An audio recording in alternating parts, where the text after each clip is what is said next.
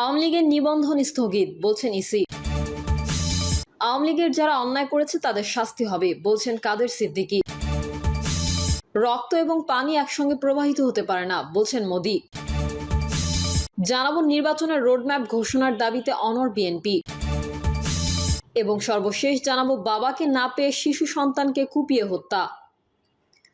এতক্ষণ শুনছিলেন সংবাদ শিরোনাম, এবারে বিস্তারিত। নির্বাচনের রোডম্যাপ ঘোষণার দাবিতে অনড় বিএনপি। নেতারা জানান, ছাত্র জনতার আন্দোলনের ফসল ও এই সরকারকে তারা শতভাগ সমর্থন যোগালেও তাদের কোনো ব্যর্থতার দায়ভার বিএনপি নেবে না। সেটি আওয়ামী লীগ নিষিদ্ধ করা থেকে শুরু করে সংবিধান বাতিল করার মতো যে কোনো ইস্যুতে তারা দেশে গণতান্ত্রিক ব্যবস্থা ফিরিয়ে আনার যে আন্দোলন করছেন সেই দাবি জানাচ্ছেন তারা দেশে গণতান্ত্রিক ব্যবস্থা ফিরিয়ে আনার যে আন্দোলন করছেন, যেই দাবি জানাচ্ছেন সেটিকে চলমান রাখার সিদ্ধান্ত রয়েছে। এই জন্য সরকারের উপর চাপ সৃষ্টি করতে যা যা করার আছে তার সবই করবে বিএনপি।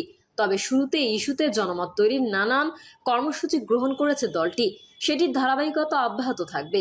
প্রয়োজনে পারিপার্শ্বিক পরিস্থিতি বিবেচনায় আন্দোলনের ধরন ও কৌশলও পরিবর্তন করার পরিকল্পনা রয়েছে দলের হাইকমান্ডের।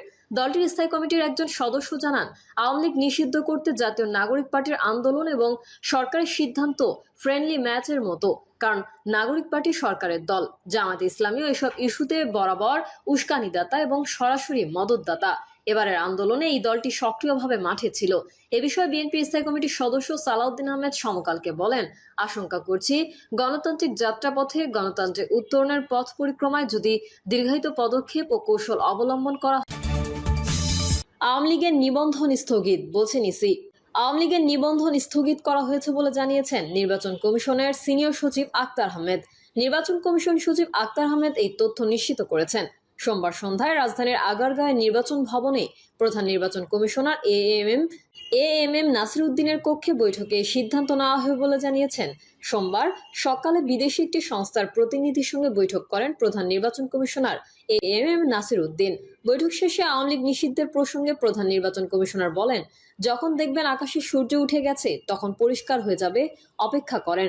আন্তর্জাতিক অপরাধ ট্রাইব্যুনালে আওয়ামী লীগ ও এর নেতাদের বিচার কাজ শেষ না হওয়া পর্যন্ত সন্ত্রাস বিরোধী আইনের অধীনে সাইবার স্পেস সহ দলটির যাবতীয় কার্যক্রম নিষিদ্ধ করার সিদ্ধান্ত গত শনিবার রাতে নেয় অন্তর্বর্তী সরকার। এই সংক্রান্ত আরেক প্রশ্নের জবাবে সিইসি বলেন, গণমাধ্যমে প্রকাশিত তথ্যের ভিত্তিতে সিদ্ধান্ত নেওয়া যাবে না। এ বিষয়ে প্রজ্ঞাপন হলেন নির্বাচন কমিশন। বাবাকে না পেয়ে শিশু সন্তানকে কুপিয়ে হত্যা। চুয়াডাঙ্গার দামুড়হুদা উপজেলার ছয়ঘরিয়ায় রিয়াদ হোসেন নামে এক স্কুল ছাত্রকে কুপিয়ে হত্যার ঘটনা ঘটেছে। সোমবার বিকেল 4টার দিকে এই ঘটনা ঘটে। ঘটনার পরই অভিযান চালিয়ে দুজনকে আটক করেছে পুলিশ। তবে মূল অভিযুক্ত হজরত আলী এখনো পলাতক। নিহত রিয়াদ উপজেলার পারকৃষ্ণপুর মদনা ইউনিয়নের ছয়ঘরিয়া গ্রামের ব্যাগপাড়ার জিয়াউর রহমান কাজের ছেলে। সেই 6ষ্ঠ শ্রেণীর শিক্ষার্থী। অভিযুক্ত হজরত আলী একই এলাকার মৃত বাইরুল্লাহর ছেলে। পুলিশ জানায়, হজরতের বাড়িতে তার বোন এবং বোনের স্বামী এসে বসবাস করছেন। এর মধ্যে প্রতিবেশী রিয়াদের বাবা জিয়াউর রহমানের সঙ্গে তাদের সখ্যতা গড়ে ওঠে। এ নিয়ে হজরতের মা প্রতিবাদ করে বলেন, আমার মেয়েও তার জামাইয়ের সঙ্গে কিসের সখ্যতা। এই নিয়ে দ্বন্দ্ব শুরু হয়। কথা কাটাকাটির এক পর্যায়ে মা তার ছেলে হজরতকে বলেন রামদা দিয়ে রিয়াদের বাবা জিয়াকে মেরে ফেলতে। তাৎক্ষণিকভাবে হাসুয়া নিয়ে জিয়ার বাড়ি গেলে তাকে না পেয়ে ছেলে রিয়াদের গলায় একটি কোপ দেন হজরত আলী। এতে ঘটনাস্থলেই মারা যায় রিয়াদ। স্থানীয় ইউপি সদস্য আব্দুর রহমান বলেন, রিয়াদকে হাসুয়া দিয়ে কুপিয়ে হত্যা করেছে প্রতিবেশী হজরত আলী। পুলিশের তদন্তে প্রকৃত ঘটনা বের হয়ে আসবে। দর্শনা থানার পরিদর্শক মোহাম্মদ শহীদ তিতুমির বলেন, হজরত আলীর বোন ও বোনের স্বামীর সঙ্গে সখ্যতা গড়ে ওঠে প্রতিবেশী জিয়াউর রহমানের। এ নিয়ে কথা কাটাকাটির জেরে জিয়াকে না পেয়ে তার ছেলেকে এক কোপে হত্যা করেন হজরত আলী। তিনি আরো বলেন, ঘটনার পর পার্শ্ববর্তী গ্রাম থেকে অভিযান চালিয়ে অভিযুক্ত হজরতের স্ত্রী ও তাকে আটক করা হয়েছে। তবে হজরতকে ধরতে অভিযান অব্যাহত রয়েছে। ময়নাতদন্তের জন্য মরদেহ উদ্ধার করে সদর হাসপাতালের মর্গে পাঠানো হয়েছে। প্রিয় দর্শক, এই ছিল এখনকার সর্বশেষ সংবাদ। আপডেটের সংবাদ পেতে চ্যানেলটি সাবস্ক্রাইব করে বেল আইকনটি ক্লিক করুন। কমেন্টে আপনার মতামত জানিয়ে আমাদের সাথেই থাকুন। ধন্যবাদ সবাইকে। আল্লাহ হাফেজ। আওয়ামী লীগের যারা অন্যায় করেছে তাদের শাস্তি হবে বলছেন কাদের সিদ্দিকী। কৃষক শ্রমিক জনতা লীগের প্রতিষ্ঠাতা সভাপতি বঙ্গবীর কাদের সিদ্দিকী বীরুত্তম বলেছেন, আওয়ামী লীগের যারা অন্যায় করেছে, ভুল করেছে তাদের বিচার হবে এবং আইনের বিচারে দোষী সাব্যস্ত হলে তাদের শাস্তি হবে। কাদের সিদ্দিকী বলেন, কোনো রাজনৈতিক দলকে নিষিদ্ধ করলে নিষিদ্ধ হয়ে যায় না, জনগণ যদি তার থেকে মুখ ফিরিয়ে নেয়, অনুমোদন দিলেও সেই দল দাঁড়াতে পারে না। আওয়ামী লীগের যারা অন্যায় করেছে, ভুল করেছে, তাদের বিচার হবে এবং আইনের বিচারে দোষী সাব্যস্ত হলে তাদের শাস্তি হবে। কিন্তু কোনো পরিষদ সিদ্ধান্ত নিলেই সেটা কার্যকর হবে বা সেটাই শুদ্ধ, সেটা ঠিক না। তিনি বলেন, ভারত মহাচালাকের দেশ, এই পৃথিবীতে শ্রেষ্ঠ চালাকের দেশ ভারত। তারা কেন ছেলে খেলা করে? বর্তমান সরকার যারা যুদ্ধ খেলায় মেতেছে তারা ক্ষতিগ্রস্ত হচ্ছে, ভারতের মানুষ ক্ষতিগ্রস্ত হয়েছে। যুদ্ধ হলে পৃথিবী ক্ষতিগ্রস্ত হবে, আমার মনে হয় সেটা হবে না। এখন কোনো যুদ্ধই তার একার না। আমরা ভারতের নিকটবর্তী প্রতিবেশী, আমাদের উপর অবশ্যই প্রভাব পড়বে। রক্ত এবং পানি একসঙ্গে প্রবাহিত হতে পারে না, বলছেন মোদি। জম্মু কাশ্মীরের পেহেলগামে হামলার ঘটনায় পাকিস্তানে ভারতের সামরিক বাহিনীর অপারেশন সিন্দুরের পর জাতির উদ্দেশ্যে দেওয়া প্রথম ভাষণে দেশটির প্রধানমন্ত্রী নরেন্দ্র মোদী বলেছেন, রক্ত এবং পানি একসঙ্গে প্রবাহিত হতে পারে না।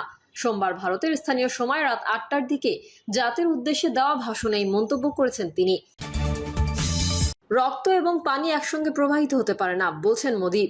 জম্মু কাশ্মীরের পেহেলগামে হামলার ঘটনায় পাকিস্তানে ভারতের সামরিক বাহিনীর অপারেশন সিন্দুরের পর জাতির উদ্দেশ্যে দেওয়া প্রথম ভাষণে দেশটির প্রধানমন্ত্রী নরেন্দ্র মোদী বলেছেন, রক্ত এবং পানি একসঙ্গে প্রবাহিত হতে পারে না।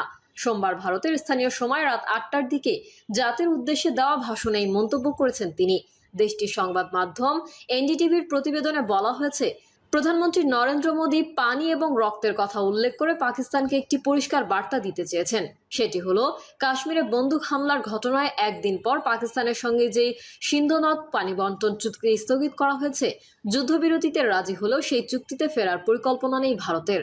ভারত সামরিক পদক্ষেপ স্থগিত করলেও অপারেশন সিন্দুর এখনো বন্ধ করেনি জানিয়ে নরেন্দ্র মোদী বলেছেন, সন্ত্রাস ও আলোচনা একসঙ্গে চলতে পারে না, সন্ত্রাস ও বাণিজ্য একসঙ্গে চলতে পারে না, আর পানি ও রক্ত একসঙ্গে প্রবাহিত হতে পারে না।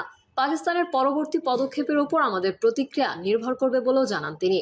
অপারেশন সিঁদুরের মাধ্যমে সন্ত্রাসী বিরুদ্ধে ভারতের জবাবের নীতির পুনর্লিখন ঘটেছে উল্লেখ করে দেশটির এই প্রধানমন্ত্রী বলেছেন, ভারত তার নীতি অনুযায়ী সন্ত্রাসবাদের জবাব দেবে এবং ইসলামাবাদের যে কোনো ধরনের পারমাণবিক ব্ল্যাকমেইল সহ্য করা হবে না।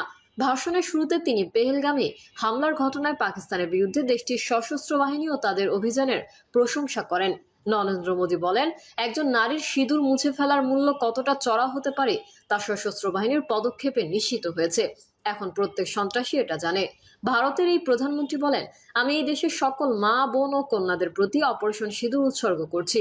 অপারেশন সিঁদুর শুধু একটি নাম নয়, এটা মানুষের আবেগ ও অনুভূতির প্রতিফলন। মোদী বলেন, গত 22 এপ্রিল বেসামরিকদের নির্মমভাবে হত্যা করা হয়েছিল। তারা লোকজনকে ধর্ম সম্পর্কে জিজ্ঞাসা করে শিশুদের সামনে হত্যা করেছে। এটি আমাকে গভীরভাবে আঘাত করেছে। এই হামলার পর পুরো জাতি সন্ত্রাসীর বিরুদ্ধে কঠোর পদক্ষেপ চেয়েছিল। তিনি বলেন, পাকিস্তানের বুকে ভারতীয় সশস্ত্র বাহিনী আঘাত করেছে। এতে দেশটিতে শতাধিক সন্ত্রাসী নিহত হয়েছেন। পাকিস্তানকেই তার সন্ত্রাসবাদের মূলোৎপাটন করতে হবে। আমরা যদি কখনো পাকিস্তানের সঙ্গে আলোচনা করি, সেটি কেবল সন্ত্রাস ও পাকিস্তান অধিকৃত কাশ্মীর নিয়েই হবে।